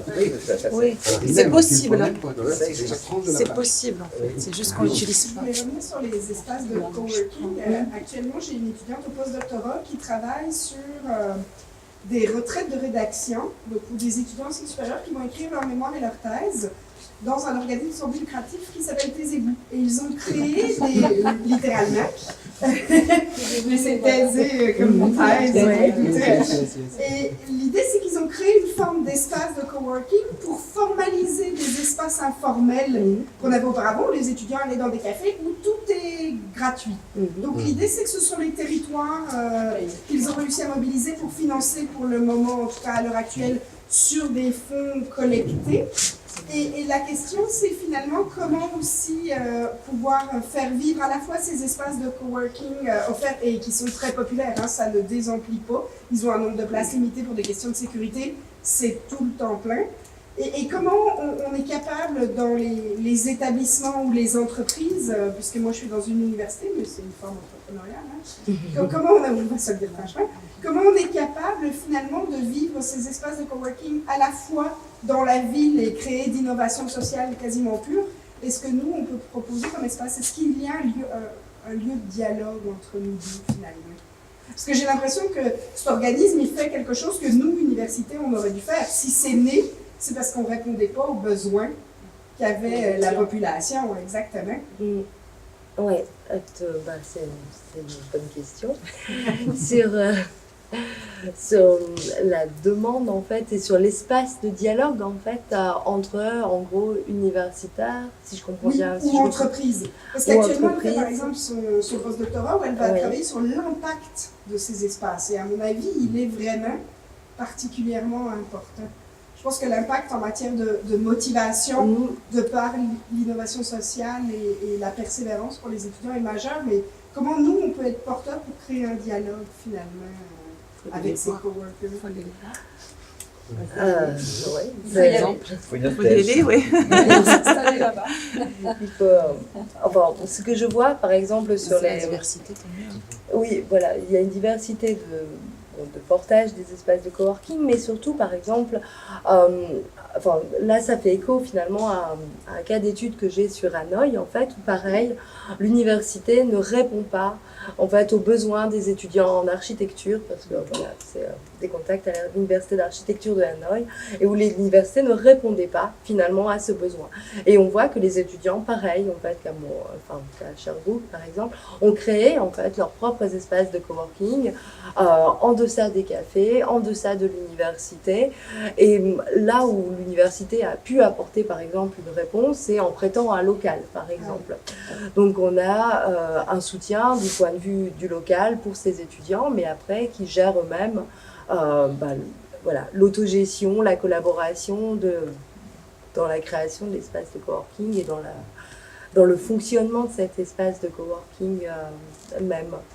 Après, sur le dialogue, en fait, ça me fait un peu déborder sur une deuxième piste, en fait, où je pense qu'effectivement, il y a un rôle des chercheurs dans finalement la légitimation de des espaces de coworking comme un espace d'innovation sociale et en même temps l'accompagnement. Par exemple, en région Centre-Val de Loire, donc on a été appelé sur deux choses, en fait, finalement, sur de l'aide à la décision, sur comment identifier des facteurs qui permettent une réussite, une résilience ou au contraire, finalement, qui seraient des facteurs d'échec de ces espaces de coworking, et en même temps sur une autre question en fait qui est une initiative aussi au niveau régional, et on voit là l'importance de l'échelle régionale en plus de celle de l'agglomération, mais qui vient un peu chapeauter tout ça ou récupérer un peu tout ça, où on a une initiative qui se pose la question donc de savoir en quoi les espaces de coworking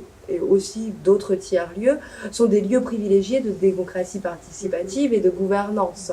Donc en fait, une récupération qui vient là, une récupération un peu politique d'une dynamique au départ un peu endogène, un peu spontanée, plus ou moins organisée, et où le chercheur finalement est amené à se positionner quelque part, ou en tout cas n'a pas un rôle neutre, loin de là.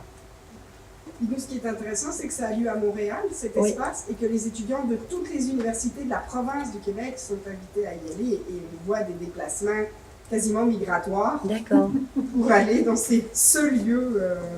Et il est dans quel quartier de Montréal, cet espace-là? Ah, il faudrait que je vous dise, j'ai l'adresse. D'accord. Moi, j'y vais comme chercheur, justement, sur ce point de vue-là, pour poser la question du point de vue de la recherche, mais c'est extraordinaire. Le premier jour, ils n'avaient même pas fait de publicité, c'était rempli, c'est incroyable comment le bouche à oreille et tous les médias sociaux sont devenus un vecteur. Puis ça répondait à un besoin, comme vous le mentionniez très clairement, y compris de solidarité face à une tâche, de se dire t'es pas tout seul à travailler. Il y a des synergies en plus. Complètement. Exactement, oui. Oui, une question. Oui, peut-être juste sur ce sujet, en fait, on a travaillé un petit peu sur des projets du même type. Et ce qu'on voit souvent, c'est que c'est assez éphémère. Donc il va y avoir une mode, etc. Il va y avoir un engouement. Après, le fait qu'il y ait beaucoup de gens qui viennent, ça peut aussi parfois remettre un peu en question des effets de congestion, et remettre un peu en question l'esprit initial, etc. Et après, alors je ne sais pas comment il est financé, s'il est autoportant ou pas, mais si vous posez la question quel peut être le rôle de l'université, c'est peut-être le fait d'être un peu en observateur, et puis au moment où peut-être qu'il faudrait qu'il y ait un petit coup de pouce pour soutenir l'équipe en place, etc., peut-être que là, il peut y avoir une action. Mais souvent, la difficulté de ces projets, c'est qu'au bout d'un moment, ils sont victimes un peu de leur succès ou de l'épuisement des gens qui les ont lancés, des leaders. Et des fois, on se dit, est-ce qu'ils n'ont pas aussi une vocation éphémère? Après, ça pose toute la question de l'éphémérité dans tous ces processus innovants. Des fois, c'est peut-être un coup de pouce ou un coup de marteau qu'il faudrait, parce que quand on voit le village by CA, plus l'incubateur de la CCI, plus un projet perso, plus un projet d'université, au bout du compte, ils se concurrencent les uns les autres et ils crèvent. C'est aussi simple que ça dans certaines villes. Et comme c'est très à la mode, il y a un vrai modèle économique, quoi qu'il arrive. Mais la question du modèle économique, de toute façon sous-jacent, se pose parce que dans d'autres cas que celui d'université, parce que c'est un public particulier auquel on s'adresse, mais si on... des micro-espaces de coworking qui se créent donc sur des espaces relativement réduits, en nombre de mètres carrés, on est parfois sur 40, 50, 60, 70 mètres carrés, des choses vraiment très petites, avec un très petit nombre de places finalement, sont, en fait, il y a une autorégulation qui se fait. Alors voilà, là on n'a pas une cohorte très longue d'observation, mais on voit déjà ceux qui ont disparu justement en raison d'une concurrence et en raison d'espaces de coworking qui eux sont beaucoup plus gros, beaucoup plus organisés, qui ont déjà en fait finalement dès le départ une ambition beaucoup plus, à l'échelle de l'agglomération et pas juste plus locale ou petite. J'ai vu l'autre fois à la télévision un nouveau modèle d'espace de coworking, c'est 4 types louent une villa. Et ils sont 6 dedans, et ils sont très très bien, et ils se font leur petit espace à eux, et c'est fermé. C'est aussi ça. Mais alors, là on était sur du coworking ouvert. Il y en a qui jouent aussi. En fait, il y avait une remarque que je voulais faire avant qu'on parte là-dessus. On avait fait travailler les étudiants sur une nouvelle forme de travail, parce que voilà, les boulots trouvent très bien ces systèmes de coworking, etc. Et en fait, derrière, ça pose des vraies questions, parce qu'on voit maintenant que des entreprises, dans leur stratégie de déménagement, vont réduire le nombre de postes en partant du principe que les gens vont travailler chez eux. Il y a une espèce de désincarnation du bureau. Et alors, évidemment, là, on est sur le coworking, on est beaucoup dans des cas de travail un peu créatif, etc. mais je dirais à une échelle, là on parle de l'échelle du territoire, à une échelle territoriale, bon, qu'est-ce que ça signifie comme évolution dans les manières de travailler. Et voilà, c'est vraiment une réflexion beaucoup plus large. Je pense que ça, c'est pas du tout dans le même état d'esprit. Hein. Les entreprises qui ont mis des grands plateaux ouverts pour tout le monde, avec juste votre casier où vous posez vos affaires le matin quand vous arrivez, comme si vous alliez à l'usine. Hein. Mais c'est du travail de cadre. Mais ça, voilà, les cols blancs qui sont comme à l'usine. Mais ça fait longtemps, ça. Et non, mais oui, et il n'y a pas le nombre de places équivalent à l'effectif. Ça c'est un mouvement depuis un moment. C'est différent des espaces de coworking. C'est très ouais, mais en France aussi. Déménagement de la Société Générale. Largement. Hein. Dans leurs locaux, il y a plein de places attitrées. Non, je sais. Beaucoup de grands groupes, il n'y a plus de pour moi, ça pose la question. Moi, c'est différent parce qu'on choisit là d'aller. Là, c'est un choix. Sociologiquement. Ça répond à une demande qui est effectivement le télétravail, avec un échec du télétravail à la maison, parce que arriver à se motiver pour bosser sur un boulot sans intérêt chez soi, je pense que ça doit être un peu compliqué. Il y a l'alternative qui en tout cas qui fonctionne, je crois, dans les métropoles. C'est des espaces qui sont loués par les entreprises pour permettre à leurs collaborateurs de trouver moins de trajets vers le travail et malgré tout d'avoir un bureau. Et donc ça, c'est une évolution des formes de travail. Il y avait eu une très intéressante étude de prospective qui avait montré que une des évolutions que j'avais vues il y a quelques années, qui montrait qu'une des grandes évolutions possibles de l'immobilier de bureau des grandes entreprises, c'est que la grande entreprise, le siège devient un espace événementiel. En fait, c'est l'endroit où on fait communauté. Et les lieux de travail sont disséminés partout dans l'espace parce que le foncier est moins cher, plus proche de là où les gens habitent. Et que du coup, on peut imaginer des espaces de bureaux où il y a un co-investissement de plusieurs grandes entreprises qui, du coup, trouvent là des moyens de faire des liens business. Et j'ai trouvé que cette perspective était très parlante de ce que ça pourrait devenir, mais à condition effectivement que la puissance publique, à mon sens, s'intéresse à l'eau sujet parce que c'est une politique d'aménagement du territoire typiquement qu'on voit émerger, et si c'est pas régulé, voilà. Pour en revenir à ce que disait Livia tout à l'heure, ce qui est très intéressant quand même dans l'espace de coworking, c'est la sérendipité, chose qu'on n'a pas quand on a cinq pauvres gars, etc. Ce qui est intéressant, c'est qu'il y ait effectivement un turnover excessivement important, qu'on soit à côté d'un graphiste, à côté d'un questionnaire, etc. Et autrement c'est simplement, tu vas dans un bistrot, c'est pareil. Oui, c'est ça. Ça n'a pas d'intérêt. Ça n'a pas d'intérêt. Puis après ça, donc, il y a notamment des financiers qui créent, et puis il y a des sociétés qui vont finalement devenir partenaires. Et bien sûr, voilà, c'est génial. C'est comme ça que ça se passe. En revanche, le problème de l'espace de coworking, c'est que pour l'hardware, pas. Enfin, je veux dire, il n'y a pas de possibilité de société industrielle quand elle se lance. Il n'y a pas des. Alors, Fab Lab. Et puis il y en a d'autres qui se créent, mais on n'est pas du tout. C'est beaucoup plus compliqué, en tout cas pour ce type de société, de trouver des locaux adaptés, quoi, et qui soient à des prix équivalents à ceux des espaces de coworking. Et c'est un changement de mentalité aussi. Hein. C'est-à-dire que moi, sur un de mes projets, je vais réussir à mettre 3 menuisiers indépendants sur le même lieu qui en fin de compte vont se prêter le matos. Quoi. Et c'est vraiment dans la tête que ça se passe. C'est mon rabot, c'est mon... Non, au contraire, maintenant vous allez les échanger en monnaie locale. Justement, par rapport à la monnaie locale, je voudrais bien revenir sur le rapport territoire-monnaie locale.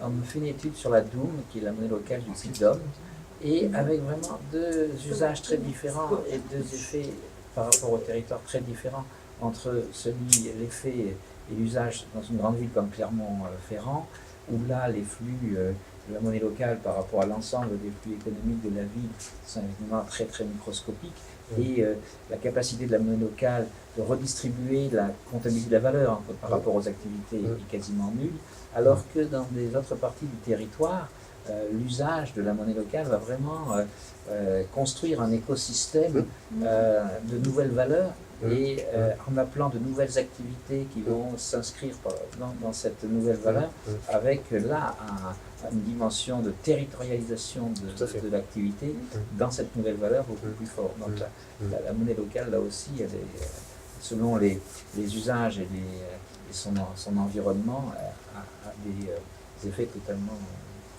très différents. Tout à fait.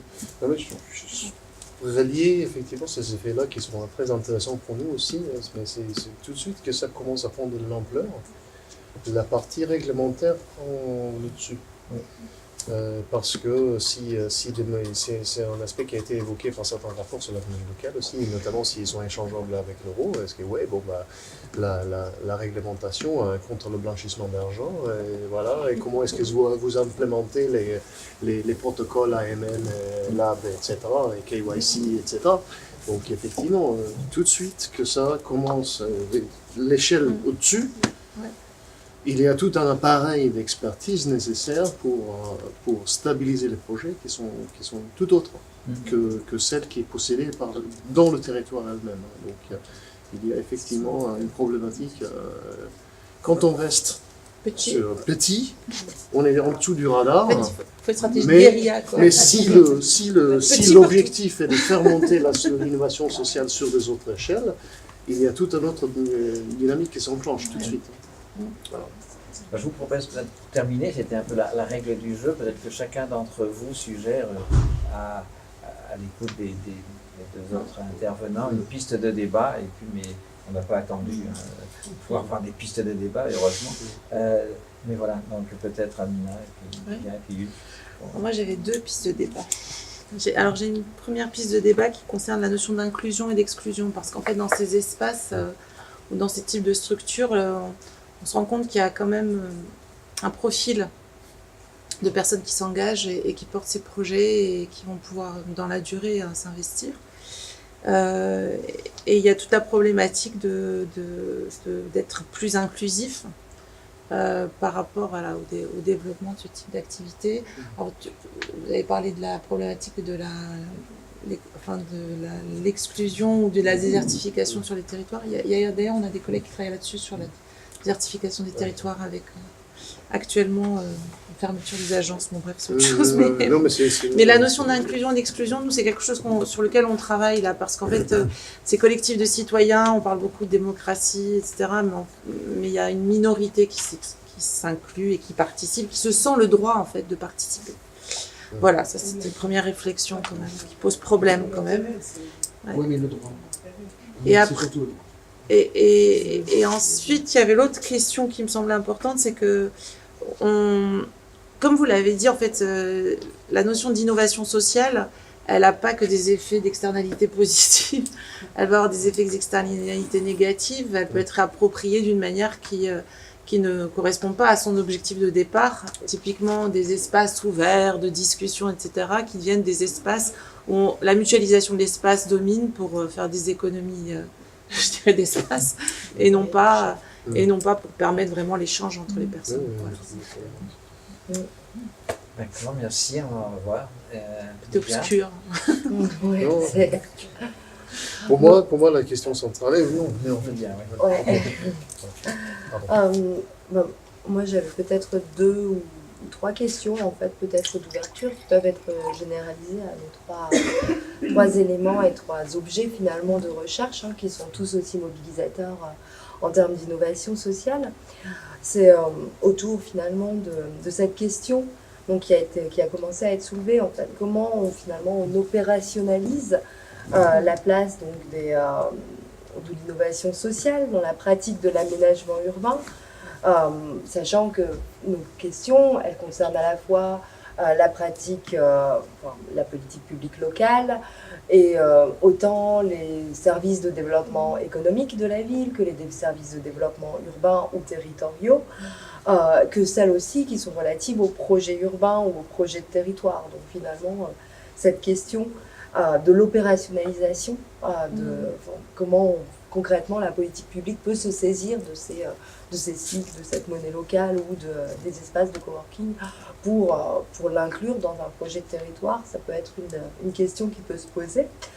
Et du coup, à côté de ça, c'est finalement comment la politique publique finalement vient accompagner ces mouvements d'innovation sociale que l'on observe, de façon à ne pas laisser s'accroître des disparités intramétropolitaines, tout en laissant place à une forme d'urbanisme, d'aménagement tactique. C'est des innovations qui partent du bas et en même temps, on voit qu'elles sont quand même relativement localisées dans certains quartiers et qu'elles vont servir d'éléments supplémentaires ou de facteurs d'attractivité supplémentaires dans certains quartiers, et d'autres qui vont être complètement délaissés, oubliés ou finalement désertés. C'est peut-être une des questions qui se posent. Le rôle du chercheur, tout à l'heure on en parlait, qui vient légitimer un certain nombre de processus et finalement d'identifier des causes ou des effets d'une implémentation plus ou moins réussie. Et il y a donc ça on l'avait un peu abordé, et en fait il y a une troisième piste, je pense, ce qui est important peut-être dans nos 3 cas, c'est celle de la comparaison internationale, en fait, d'aller voir qu'est-ce qui dans d'autres pays, dans d'autres contextes aussi, viennent nous renseigner sur ce qui se passe dans nos dynamiques régionales et hexagonales.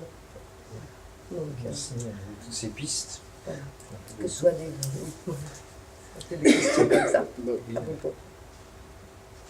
Moi, je me tiens à ma question centrale. Comment est-ce qu'on arrive à financer l'innovation sans la financiariser? Pourquoi? Parce que je pense qu'il y a un énorme enjeu démocratique derrière aussi.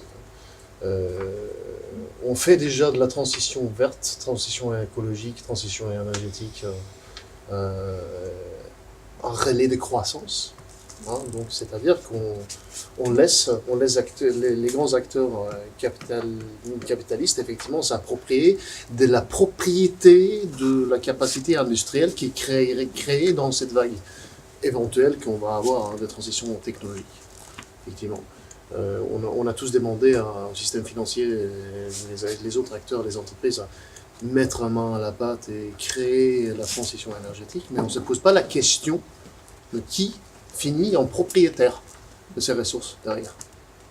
C'est un peu la même chose avec l'innovation sociale. Est-ce qu'on le traite comme un relais de croissance ou est-ce qu'on débarque sur un autre type d'enjeu démocratique avec une autre organisation économique et politique? C'est une question de politique économique, économie politique derrière, etc. Est-ce qu'avec cela, on va vers un autre cycle de croissance et appropriation capitaliste, ou est-ce qu'on va vers quelque chose qui peut se caractériser en société et création d'un secteur post-capitaliste?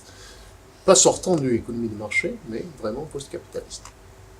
C'est ça le enjeu. Ça renvoie à l'action de la diversité économique, de la diversité. Il y a des travaux comme ça, sur l'organisation. En fait, plutôt que de parler tout le temps de sortir d'eux, c'est de dire que de toute façon, il y a un écosystème mais assez divers permettant cette diversité. Et ces organisations diverses, qu'elles puissent exister, cohabiter et ne pas effectivement perdre toute la propriété de ce qu'elles produisent comme transformation. Tout à fait. Le problème, c'est qu'il y a ce problème de la récupération. Dans le côté du pluralisme ou de la diversité, il y a la question de ce qui est dominant. La capacité de ce qui est dominant de capturer. Et justement, donc il y a quand même... Réussir la diversité sans être capturé. Des rapports sociodominants et de places qui ne sont pas symétriques. Donc la diversité peut contenir cette... On peut prendre un exemple et juste... Je distribue pour dire, il y a 2 grandes lignes de force, je trouve, qui peuvent servir de piste de débat. Il y en a une qui est autour de ce qu'Amina a appelé peut-être le détournement ou la récupération de l'innovation sociale qui finalement, et qui rejoint la question de comment financer l'innovation sociale sans la financiariser. Donc, et qui rejoint cette question de quelle est la place de l'innovation sociale dans un système, et la capacité à maintenir une innovation sociale lorsqu'elle change d'échelle, ou au contraire l'isomorphisme finalement de cette innovation sociale par rapport au système qui ne produit pas forcément de l'innovation sociale. Donc ça, c'est une première vraiment ligne de force. La deuxième, c'est autour de la question de ce que tu as appelé l'inclusion-exclusion, Amina, des projets eux-mêmes, qui peuvent être des projets de gentrification de certains quartiers, etc. Et aussi des inégalités territoriales, c'est-à-dire l'innovation sociale peut irriguer certains territoires au détriment d'autres, et qu'est-ce que l'on fait? Et donc ça interroge la politique publique par rapport à ces questions d'inégalité territoriale. Donc c'est un peu d'ailleurs deux manières de prendre l'innovation sociale par rapport à ces risques et périls en quelque sorte, plutôt que par rapport à... Mais il me semble que c'est 2 grandes questions qui ont émergé de vos propositions de pistes. Bon, je ne sais pas si ça vous fait rebondir, mais c'est vrai que c'est vous. Oui. Alors, moi, j'ai une question depuis tout à l'heure qui m'interroge, en fait, parce que je sais que l'innovation sociale, il faut définir d'une certaine manière. Et quand vous avez commencé l'introduction, souvent quand je découvre un sujet, le premier sujet qui m'intéresse, c'est alors, la définition du sujet. Et depuis tout à l'heure, je me dis, est-ce que quelqu'un va nous proposer une définition de l'innovation sociale? Parce que, si je lis les mots de façon complètement, sans être une spécialiste, l'homme, l'être humain, ne cesse d'innover et est un animal social. Donc, qu'est-ce qui caractérise l'innovation sociale aujourd'hui et c'est quoi le sujet d'étude? Alors, peut-être, je vais me risquer, mais il y a, par rapport, parce que j'ai dit qu'il y avait un débat sur l'innovation sociale, donc un débat sur la conception même de l'innovation sociale. Donc, il y a une définition assez usuelle que l'on retrouve de l'innovation sociale, qui est d'abord la réponse à des besoins sociaux qui ne sont pas apportés ni par le marché non satisfait, donc ni apportés cette réponse aux besoins sociaux par le marché ou par l'État. Et donc, on aura des acteurs qui vont répondre à ces besoins sociaux par d'autres mécanismes que sur le marché ou en complétant le marché et l'État. Donc là, c'est revenu souvent avec l'espace de coworking qui a dû répondre à des besoins sociaux. On l'a eu. Et puis, du côté du Québec, donc c'est, je pense, le CRISE, le centre, mais l'AVIS aussi, vont compléter ou en tout cas ajouter une dimension qui n'est pas celle dans la réponse à des besoins sociaux, qui peut aussi se traduire de manière critique par dire « Ah oui, c'est les spécialistes du marché des pauvres ». Voilà, l'innovation sociale, c'est ceux qui vont trouver des niches et finalement se faire les spécialistes du marché des pauvres. Et plus il y a de pauvres, mieux c'est pour eux, parce que finalement, ils ont comme ça un plus grand marché. Donc, c'est un peu... Non, le CRIS, il dit pas ça. Ah non, c'est pas le CRIS. Non, le CRIS, au contraire, va dans une... Non, c'est pas le CRIS ni la VIS. Le CRIS et la VIS, justement, vont pas dans cette définition-là, vont... ils vont contre. Non, pas dans cette définition-là. Ils vont en donner une dimension en disant que l'innovation sociale va produire de nouveaux liens sociaux. Et donc ça... et une transformation culturelle aussi. Voilà, l'innovation sociale à travers une transformation sociale. Donc il y a cet aspect qui n'est pas simplement répondre à des besoins sociaux, c'est produire de nouveaux liens sociaux, une transformation sociale. Ça, on trouve aux crises, on trouve un peu à la vie, et avec une dimension de gouvernance un peu démocratique dans cette production de nouveaux liens sociaux. Donc c'est une dimension un peu enrichie de la seule dimension de définition de base, répondre à des besoins sociaux insatisfaits. Le point de départ, juste par rapport à ça, c'est que l'innovation technologique, c'est l'innovation telle qu'on l'entend, généralement, elle est technologique, elle est liée à des ruptures technologiques. Et c'est de dire que finalement, la rupture technologique n'entraînera pas forcément une transformation des liens sociaux, de la manière de considérer le rapport à l'autre, d'organiser le rapport aux autres. L'innovation sociale elle peut être d'ailleurs accompagnée par une innovation technologique, les deux peuvent être concomitants, mais voilà, donc l'intelligence artificielle peut accompagner une transformation des liens sociaux, ou non, ça dépend de comment elle est mise en œuvre, voilà. Donc voilà, c'était aussi ça, c'était de dire qu'il y avait quand même ce champ de l'innovation sociale qui s'était créé par rapport un peu en réponse à tout le champ de l'innovation technologique qui oubliait quand même toute cette structuration des liens et l'organisation sociale. Ce que je crois, c'est rebondir sur ce que vous avez dit, c'est-à-dire ce qui me semble excessivement important, c'est malgré tout, si l'ESS a autant de mal à se financer, c'est que de toute façon, tous les gens qui sont en dehors de notre cercle pensent qu'on est uniquement une industrie pour des pauvres, jamais rentable, et on est toujours des bonnes sœurs. Que nous, mais déjà, penser qu'il y a une industrie pour les pauvres, c'est un problème. Oui. Non, mais n'empêche. Si je peux me permettre, Carrefour, ça a été créé pour ça. Vous intéressez à ce qui se passe. Démocratiser le marché. C'est la totalité. La Doxa dit ça, et c'est pour ça qu'il y a des problèmes en financement. On n'est jamais pris au sérieux. Nous, on ne dit jamais qu'on est dans l'ESS. Je suis pas d'accord. Ah, moi, je dis sans aucun problème. Je trouve qu'au contraire. Je suis pas d'accord avec vous. De plus en plus de personnes s'intéressent aux structures de l'ESS. Celles qui se rapprochent du monde capitaliste, comme on dit. Mais on gagne en crédibilité face aux financeurs, je trouve. Oui, on gagne, oui. Et tu as vu le retard qu'on a? Si je peux me permettre, j'ai dirigé une association pendant 8 ans et le mot client argent gênait tellement les associés qu'on a fini par déposer le bilan. Il y a dans l'ESS un non-dit sur l'argent qui est quand même absolument monstrueux. Je pense que ça commence là, de l'intérieur. Il y a Jacques Chaise, qui est un ancien dirigeant d'une entreprise industrielle, qui a écrit un livre merveilleux qui s'appelle « La porte du changement s'ouvre de l'intérieur », et je pense que l'ESS n'a pas encore abordé cette question-là. À commencer par la démocratie, ouais, je pense que si, quand même. Combien de moi, financement est-ce qu'on a ça fait un moment que je l'ESS travaille avec des gens de l'ESS aujourd'hui. Ils parlent d'argent. En pourcentage de PIB français. 10% de l'emploi pour le PIB, j'en sais rien. 10% de l'emploi, on est d'accord. 10% de l'emploi, des financements. voilà, exactement. C'est Mais pas grave. on n'a même pas créé l'appareil statistique qui permet de dire combien est-ce que des crédits seraient octroyés dans le l'ESS. 10% de l'emploi, 6% du PIB. Donc chaque point de PIB a une capacité d'emploi beaucoup plus importante. Si tout le reste de l'économie avec cette même capacité, il n'y aurait pas de chômage. Donc, mais ça ne les arrange pas d'entendre ça. En même temps, la culture apporte plus d'argent que l'automobile. En même temps qu'il y a un PIB et demi assez sur le compte à vue des Français. Ah bon? Ouais. Dommage, on l'utilise pas. C'est juste comme ça, quoi. Ça sert à financer les banques, pas d'autre chose. On sent de plus en plus un intérêt pour les gens, pour les questions. Moi, je suis assez d'accord qu'on voit un mouvement. Oui, sur les jeunes, les jeunes, il y a eu des études auprès des jeunes sur le sens qu'ils veulent donner au travail et ils sont très intéressés par ça. On est d'accord. On ne l'explique pas beaucoup. Nous, par exemple, quand on a mis en place une coopérative, on s'est rendu compte qu'il y avait aussi beaucoup d'imaginaire collectif autour de ce qu'était une coopérative. Et ça veut dire qu'on a un travail, nous aussi, d'explicitation de quels sont les besoins auxquels on répond, de quelle transformation on amène, et de dire, c'est pas une pincée magique.